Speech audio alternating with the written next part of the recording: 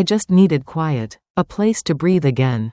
But then came the storm. His eyes, that moment, I thought I was healing, but maybe I was breaking. One night, one touch, and I crossed a line I can't uncross. I've never said this out loud.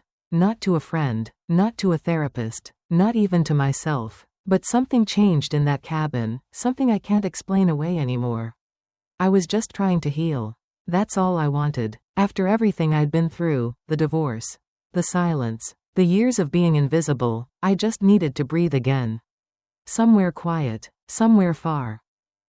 So when Tyler offered to drive me to his father's old snowed-in cabin, I said yes, maybe too quickly. He said I needed space, time, peace, and God. He was right. But what he didn't know, what I didn't even know at the time, was how badly I needed to feel something again. Not just air in my lungs. Not just a pillow under my head. But connection, warmth, presence. He's not a kid. He's 25, but he's still my stepson. I helped raise him, fed him, cheered him on from the bleachers when his dad didn't show up. I used to braid his hair when he was little and afraid of thunderstorms. And now I'm sitting here, trying to put words to something that doesn't deserve words. This isn't the story I thought I'd be telling. Not here, not like this, but I can't shake it. The way the snow fell like it was trying to erase the world. The way his eyes held mine a little too long by the fire. The silence between us, thick like something waiting to break. Maybe it was grief, maybe it was madness, maybe it was just one too many nights of being untouched. I don't know, but that night in the cabin, something inside me crossed a line. And once it did, nothing, absolutely nothing, has felt the same. Would you have stopped yourself? Because I didn't. Before the cabin, before the storm, before Tyler, I was unraveling in silence. The kind that doesn't scream, but seeps, slowly, quietly, like water under a locked door. After the divorce, the house felt bigger, colder. Every room echoed with what we never said. I'd walk past mirrors and barely recognize myself, hair always tied back. Eyes hollow, smile mechanical. I wasn't grieving a man. I was grieving years wasted trying to be enough for someone who stopped seeing me. Work helped. I'm in our corporate, 12 years and counting. I knew how to look composed. I knew how to manage emotions, just not my own. I'd clock in, answer emails, handle complaints, give empathetic nods, then go home to an empty kitchen and eat toast over the sink. I wasn't living, I was functioning, barely. I tried therapy, I tried journaling, I tried yoga, nothing stuck, nothing cracked the numbness. I stopped buying flowers, I stopped wearing perfume, no one noticed. So when Tyler called, offering the cabin, I didn't hesitate. He thought I needed quiet. But what I really needed, what I was starving for, was to feel like I still existed. And in the strangest way, he gave me that. Tyler isn't mine, not by blood, but for years, he felt like part of me. He moved in with us when he was 16, awkward, guarded, polite to a fault. His mother had passed suddenly. And his father, my then husband, didn't know how to talk to him. So I did. I made his favorite pasta. I left notes in his lunchbox. I bought him conditioner when I noticed he started growing his hair out. I never asked for thanks. I just wanted him to feel safe. He called me Marissa, never Mom, and I never pushed him otherwise.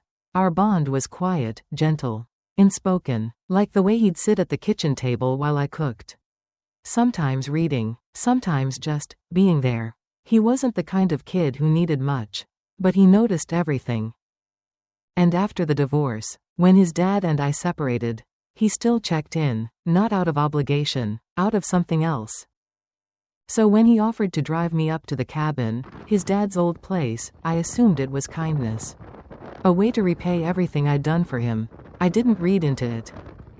But now, looking back, maybe I was blind, maybe I didn't want to see how his gaze lingered too long. Or how mine started to do the same. Maybe I thought I was still just Marissa to him. Not the woman he watched across a snowy cabin. Not the woman who was beginning to feel alive again in his presence. It started with the storm. We'd only been at the cabin a day. The kind of place that smelled like cedar and memory, 2 bedrooms. 1 fireplace, no Wi-Fi. It was peaceful, too peaceful. That night, snow started falling harder than the forecast warned. The wind howled like something ancient. Then around 9, the power went out. No lights, no heat, just the fire Tyler had built earlier and a couple of emergency candles flickering on the kitchen counter. I was wrapped in a thick blanket on the couch, legs tucked under me, flipping through an old book I wasn't really reading. Tyler sat across from me on the floor, back against the coffee table, hoodie pulled low over his forehead, eyes glowing amber in the firelight. We didn't speak much, but the silence wasn't empty. It was charged, like the pause before lightning strikes. At one point, he looked at me and said, softly, "I used to hate storms. My mom would light candles and read to me until I fell asleep." I smiled. "I remember. You always wanted the story with the wolves."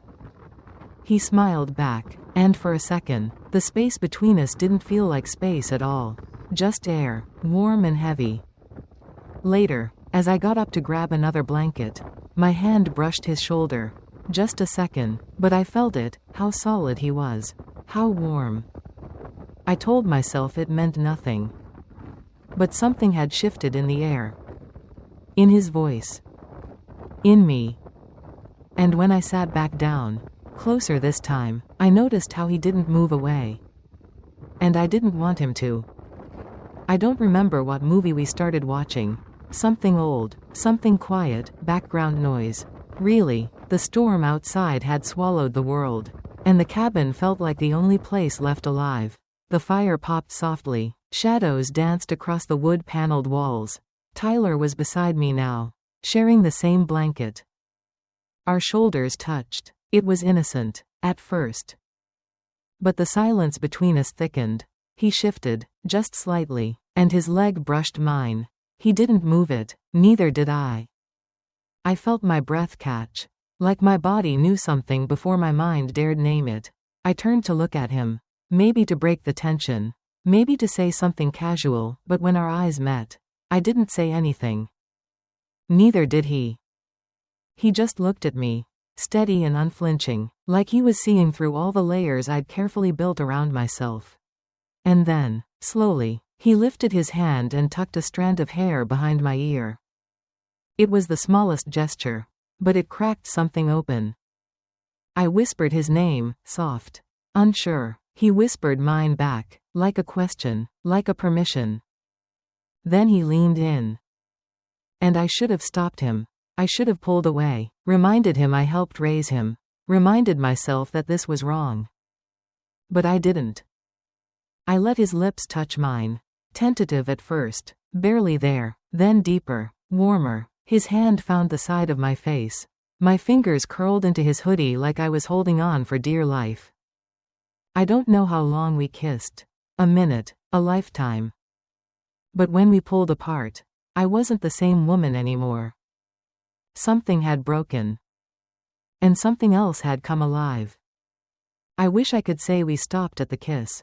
That I caught my breath, remembered who I was, remembered who he was, and ended it there. But I didn't. The line had already been crossed. And once it was, the rest came quietly, naturally, like a tide rolling in after years of drought. Tyler didn't rush me. He didn't speak. He just looked at me, like he was asking if I wanted this. And God help me, I did. Not out of lust. Not exactly. It was something deeper, more dangerous. I wanted to feel real again. To be touched without obligation. To be wanted. I let the blanket fall away from my shoulders. His fingers found my skin, tentative. Then firmer, like he couldn't believe I was real either. We moved slowly, like we were memorizing every inch. No words, just breath and quiet moans against the crackle of the fire. My body betrayed me in the most beautiful way. It responded like it had been waiting, like it remembered touch. Remembered heat. Remembered what it was to be more than a role. More than a function. I wasn't a stepmother, or an ex-wife, or someone who used to be pretty. I was a woman, in his hands, against his chest, under his mouth. And I hated how right it felt. Afterward, we lay there tangled on the rug, the fire dying low beside us. I could hear the storm outside, still raging, but inside, I felt calm, spent, alive. I should have cried, I should have felt sick, but I didn't. I felt wanted. And for the first time in years, I didn't feel invisible. I woke before him. The fire was out, the storm had passed, but the weight in my chest was just beginning to settle. Tyler's arm was still draped across my waist, warm and heavy, his breathing slow, peaceful, like what happened between us hadn't just cracked something open, it had soothed something in him. But for me, peace didn't come so easily. I slipped out from under him, careful not to wake him, and padded into the kitchen barefoot. The cabin felt different in the daylight, exposed. What had felt safe and sacred in the dark now felt fragile. Like one wrong move would shatter it all. I stood at the window, watching the snow melt slowly off the branches, wondering how I was going to live with this. With what I did, with what we did. My body still ached in ways I hadn't felt in years. But my mind was screaming. Was it real? Was it wrong? Was it both? I poured coffee with shaking hands. When Tyler finally walked in, hair messy, shirt half buttoned, he didn't say much. Just gave me a quiet look. Not cold, not distant, just unreadable. He sat at the table. I joined him. We didn't touch. We talked about the weather. About when the roads might clear. About anything but last night. It was worse than guilt, it was limbo. And when he stood to put his mug in the sink, he brushed past me so lightly. I barely felt it, but that small space between us, the absence of contact, felt louder than any confession could. I wanted him to look at me, to say something, to anchor me in the moment and make it make sense. But he didn't. He just walked out of the kitchen. And for the first time since it happened, I felt ashamed. Not because of what we'd done, but because I wasn't sure if he wanted it to mean anything at all. The next day passed in slow motion. Tyler was kind, polite, back to being the version of himself I'd known for years. But it wasn't the same. Something had shifted beneath the surface. Like we were both pretending not to feel the aftershocks of the night before. I told myself it was a mistake. A one-time lapse. Something brought on by isolation, by the snow, by too many years of loneliness pressed into one fragile moment. But that didn't explain the way I kept replaying it. His hands, my breath in his ear, the way he looked at me like I was more than just a woman getting older and forgotten. I caught myself staring when he wasn't looking, listening for his footsteps in the hallway, hoping, God, actually hoping, he'd come to my door again. And that terrified me. What kind of woman wants that again? What kind of woman waits for it? Every part of me knew I should shut it down, draw the line we erased, apologize, pretend it was a dream. But another part, quieter, more dangerous, was already wondering what it would feel like if he touched me in the daylight. Without the storm, without the excuse. That night, I left my door slightly cracked. Just in case. He didn't come. But I didn't sleep either. I lay there, staring at the ceiling, asking myself over and over again. Was it truly a mistake? Or was it the first honest thing I'd done in years? We drove back in silence 2 days later. The roads had finally cleared, but nothing between us had. The cabin sat behind us like a sealed box of everything we weren't brave enough to unpack. Tyler offered to drive. I let him. I stared out the window, pretending the frost on the glass was more interesting than the storm still raging inside me. Back home, reality returned like a cold slap. Work emails, laundry, empty fridge, distant calls from well-meaning friends. I moved through the days like a ghost, answering questions, folding towels, setting alarms, on time, efficient, forgettable. But inside, I was screaming. I couldn't stop thinking about it. About him. About the moment that rewrote something in me. I'd spent so long being invisible, functioning, smiling, surviving, but now everything felt hollow without that heat. That chaos. That spark. I caught myself checking my phone for his name, listening for his voice in the hallway when he stopped by to pick up mail from his dad's old place. Every brush of his presence hit like static in my chest. We didn't talk about what happened. We didn't touch, but the silence between us? It hummed, lived. I wasn't sure what scared me more, that it was over, or that if he ever reached for me again, I wouldn't say no.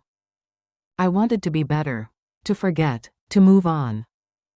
But forgetting would mean pretending I didn't feel more alive in those 2 nights than I had in the last 10 years. And I don't think I can pretend anymore. I haven't told anyone.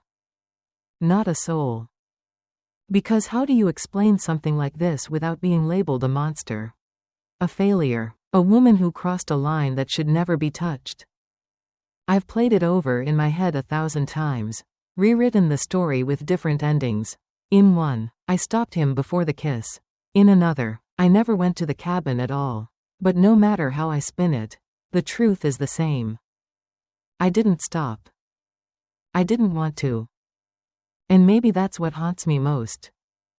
I didn't feel used. I didn't feel manipulated. I felt seen, held, wanted, in a way I'd forgotten I still could be. In a way I don't know if I'll ever feel again. So now I'm left here, smiling through family dinners, answering emails, passing him in the hallway like nothing ever happened. Like I'm not still carrying him in every heartbeat. Was it wrong? Yes. Do I regret it? I'm not sure. Would I do it again? I wish the answer was simple. So I'm asking you, if you were me, standing there in that cabin, after years of being untouched, unseen, unloved, would you have pulled away? Or would you have let it happen too?